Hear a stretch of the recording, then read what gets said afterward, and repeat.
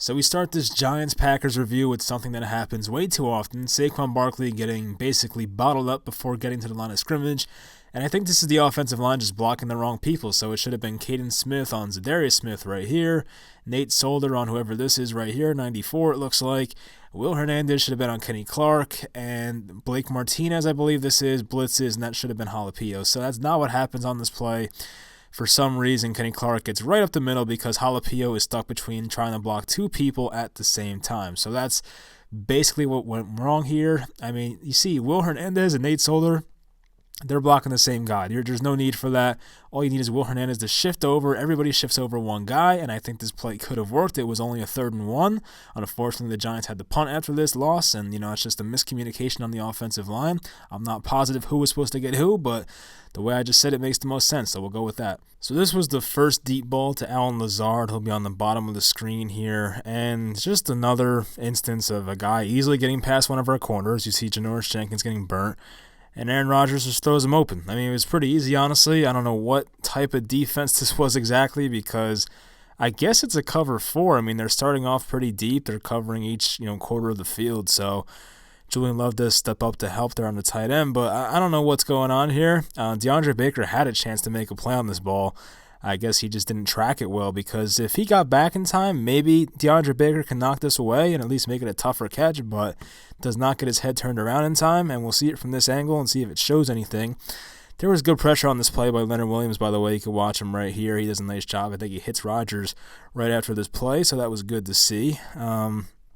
Rodgers does a nice job of maneuvering in the pocket. He's one of the best. But yeah, I mean, DeAndre Baker had a chance. I don't expect him to intercept his ball, but you see him here looking for the ball, couldn't locate it, and by the time he turns his head, Alan Lazard dives and basically has the ball. So another bad job by the Giants secondary right there. We see the same stuff every week, and for some reason, nothing is changing. So this was the Davante Adams touchdown, and I think my boy Alec Ogletree is the one to blame here. They're supposed to be in his zone, and you see him follow the receiver on the crossing route a bit too much here, number 89. Who is 89? Is that Mercedes Lewis? Is that who that is? Might be him. But see Ogletree right here. I think Mercedes Lewis this is cutting across the field. And for some reason he sticks with him too far. And by the time he realizes, oh crap, Aaron Rodgers releases the ball. And look who's wide open. Davante Adams, the safety who I believe on this play is Antoine Bethea. Cannot get over there in time, but that's really not his responsibility. And it's a touchdown for Davante Adams. So I think it was just an instance of Alec Ogletree should have stayed in his spot here for some reason, cheated too much to follow Mercedes Lewis, and that is a touchdown for the Packers. Sterling Shepard did not have a huge game in this one, but he had a very nice play here for his 18-yard touchdown. Watch his route down here. It's kind of like a double move. He acts like he's going to cut in. It's a hesitation route, too. It takes a while to develop, and Daniel Jones waits as long as he could. Gets hit on the throw, and it's a perfect one on the inside. And luckily, he holds on for a touchdown. And this is a part of the game where the snow is really starting to fall. And I think there's a blitz here by one of the corners or safeties, whoever he is. And I don't know if that's who gets the pressure. No, I think it was Darius Smith, actually, who gets the pressure right here. So watch 55. I think he's against Will Hernandez. Just works against him and Jalapeno, it looks like. But luckily, Daniel Jones waits long enough and gets the throw off to Sterling Shepard in time for the touchdown. Even Javorius Allen got in there. He made a nice block. We'll show that one more time. So watch Javorius Allen, 37 right here, makes a nice pass block. That's what he's good for, I guess. And first time he got on the field, I think, was this drive as a Giant. So good to see that. And he did his job and touchdown for the Giants. So this is the Alan Lazard touchdown, and I don't have to say much here. Just watch Antoine Bethea, who is right over here. Just watch him this whole play, and you'll find out exactly why Alan Lazard scored a touchdown. I think he's right here in the slot. So watch, he turns his hips, and the whole left side of the field is open, and a touchdown for the Packers. So Antoine Bethea, once again, giving up big plays. No surprise there. For some reason, Gettleman signed him over Trey Boston, but I'm not getting into that right now. But yeah, so easy touchdown for the Packers right there. So here's Daniel Jones' first interception. It'll be on top of the screen here to Darius Slayton against Kevin King, who basically just jumps the route faster than Darius Slayton does. I don't know what was going on there.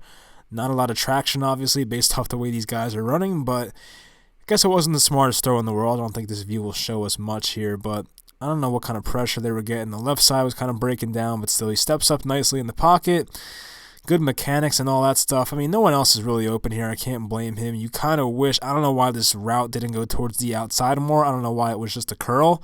If he was running a comeback route to this area, then maybe it's a conversion, but I don't know what was going on there. He basically just turns his head, and Kevin King gets a gift of interception right there. So that's unfortunate and probably should not have been thrown, honestly, but not the end of the world. Dude's 22 years old. Stuff happens. Conditions are not good, so it is what it is.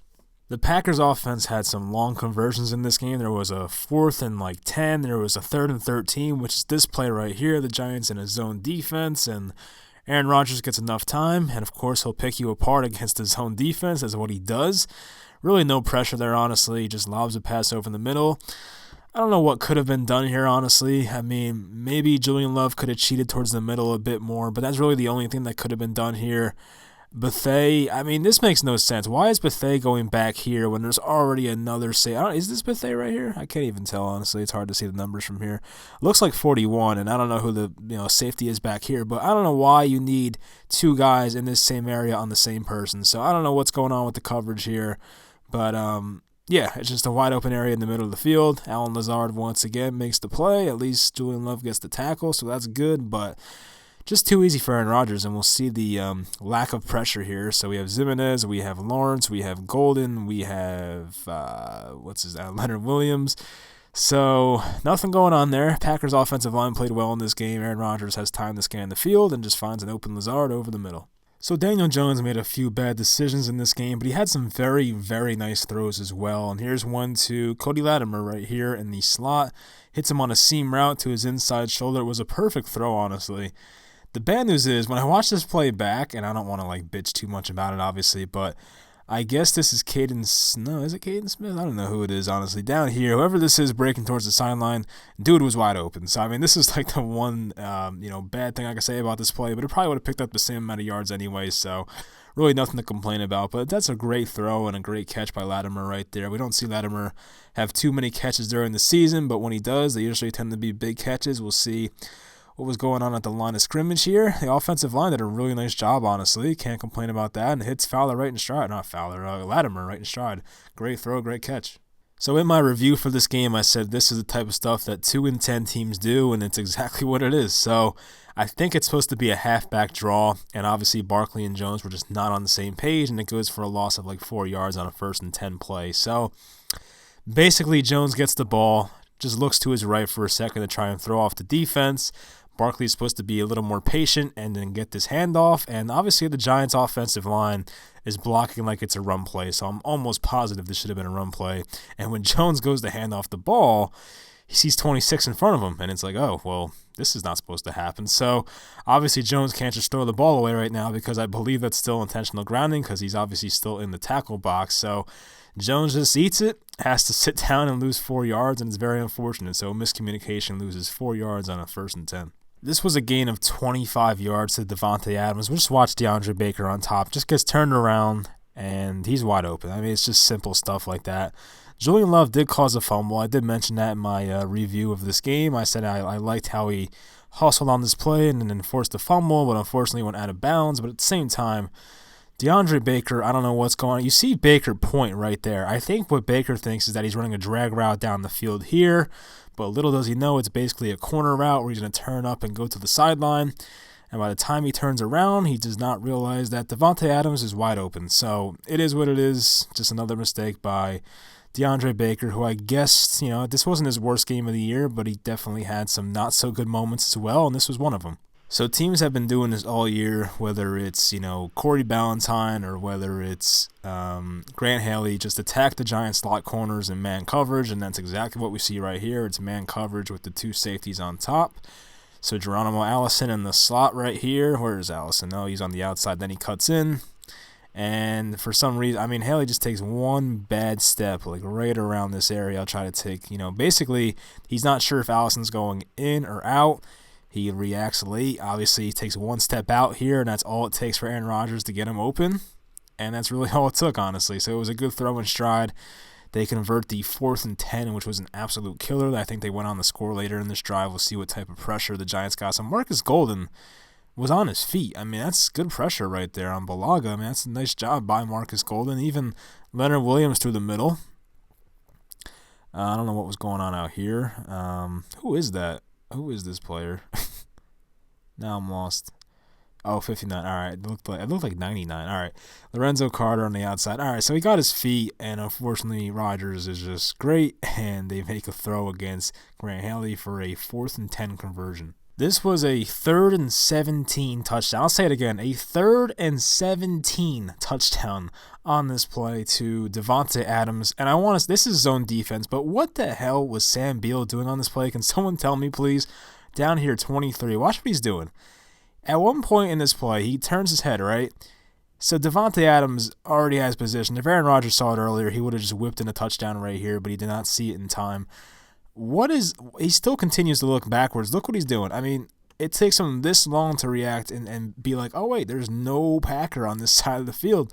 So, all right, you got him wide open, and that's what happens. You know, it's just so frustrating. Like, why is your back turned to the guy? The point of zone defense is to have your eye on the quarterback the whole time.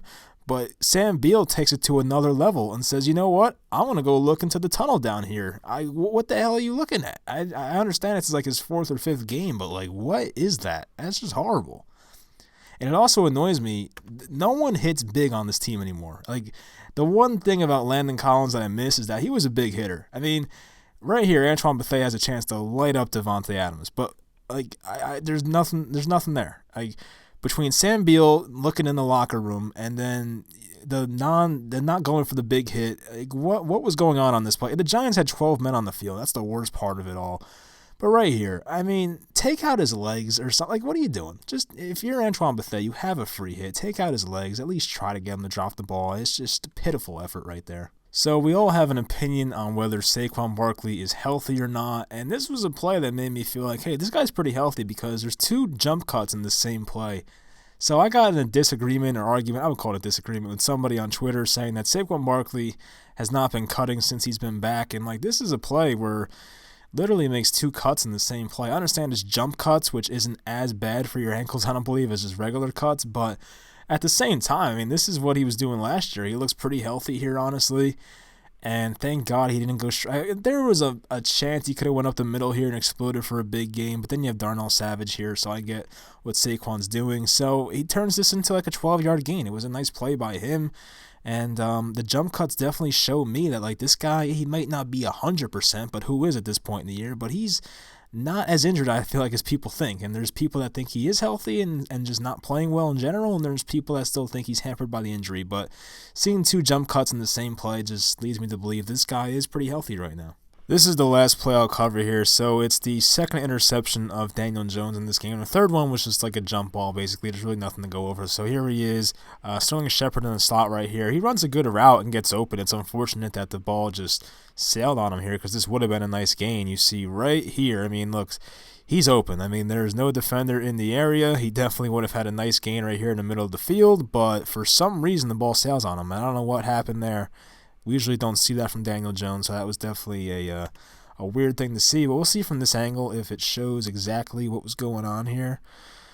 Of course, like, there's no, like, you can't zoom in on his hands, obviously, and know if anything slipped or not. I don't know if the defender hit him or not. I don't think the ball was tipped, but for some reason the ball is just way over his head. I mean, here's Sterling Shepard. He's not even reaching up for it, so he's probably thinking this is for somebody else, and that's how off the throw was, and then right into the hands of Savage. So that was an unfortunate way to end this, but basically after this play was over, that's when the game was over. So I could barely talk at this point. I don't know how I got through this video, so hopefully I start sounding better next week. But I appreciate you guys watching this video. Hope you enjoyed, and I'll talk to you guys next time.